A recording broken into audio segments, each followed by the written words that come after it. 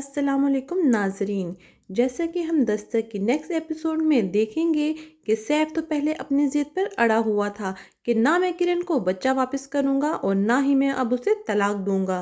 वो तो फरियाद सैफ पर गुस्सा करती है कि उसको बच्चा वापस करो, उसको तलाक दो, जान छुड़वाओ उससे।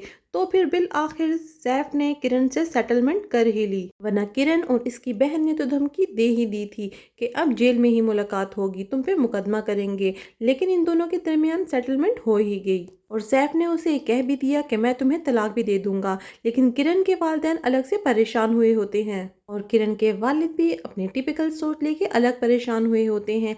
लेकिन किरण भी खाने की टेबल पे साफ उनको जवाब दे देती है। किरण कहती है कि तलाक कोई छूत की बीमारी नहीं है जो दूसरों को लग जाए। लेकिन किरण के वालिद कहते हैं कि ये लोगों के लिए छूत की ही बीमारी है।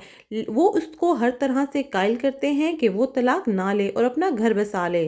जबकि दूसरी जानिब सैफ की वालदा का दिमाग तो अब ये फरियाल ही ठीक करने वाली है, क्योंकि उन्होंने अपनी जिद में आके किरण का भी घर बर्बाद किया।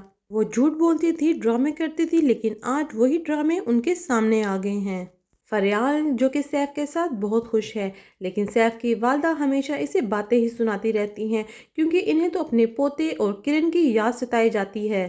सैफ की वालदा फरियाल को कहती हैं कि जो दूसरों को खुश नहीं रखते वो खुद कभी भी खुश नहीं रहते। फरियाल भी उनको साफ जवाब मुंह पे दे देती है। वो कहती है कि आप ठीक कह रही हैं, क्योंकि आपने मेरी खुशियां बर्बाद की, इसलिए आज आप भी खुश नहीं हैं। ये सुनकर तो सैफ की वालदा को बहुत गुस्सा आ गया। इतने में वहां पे सैफ आ गया, लेकिन ये फरियाल सैफ को देख के एकदम से अपना रंग बदल लेती है। सैफ को देखकर तो फरियाल बहुत अच्छी बन गई और कहती है चलें सैफ, मैंने इनसे पूछ लिया है।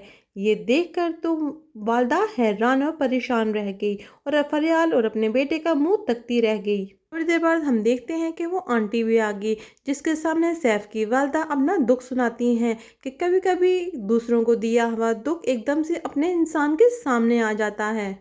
सैफ की वालदा तो अब बस अपने कमरे तक ही महदूद हो गई हैं, क्योंकि किरण ने आते साथ ही इनको साइड पे लगा दिया है। यहाँ पे सैफ रोज फरियाल को सैर सपाटे पे लेके एंजॉय करता है, क्योंकि उसके बकौल तो खुशियां तो उसे अभी मिली हैं।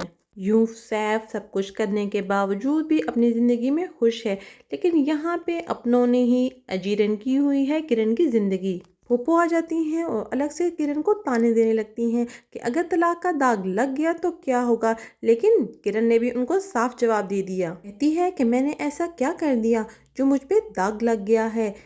तलाक एक जुर्म है, सज़ा है, क्या है? अगर ऐसा कुछ भी है तो वो दाग सैफ पे लगेगा, मुझ पे नहीं। खैर यहाँ पे ना ही ये माशरा कबूल करता है और ना ही ये अपने, क्योंकि सैफ की तरफ से तलाकनामा किरण को वसूल हो गया, जिसको देखकर किरण बहुत ज़्यादा रोती और परेशान होती है।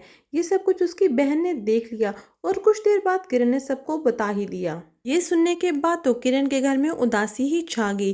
किरण उसकी दी हुई रिंग भी उतार देती है। अब इस सब के बाद तो किरण तो खामोश बिल्कुल भी नहीं बैठेगी। माँ बाप तो लोगों की बातों में आके किरण को बातें सुनाते ही रहते हैं, मगर अब की बार किरण मजबूत बनेगी, अपने बेटे का रोशन मुस्तकबिल बनाने की पूरी कोशिश करेगी। अब दूसरी तरफ इस सैफ को पता चलेगा, पहले तो बाप था जो सब कुछ संभाल रहा था।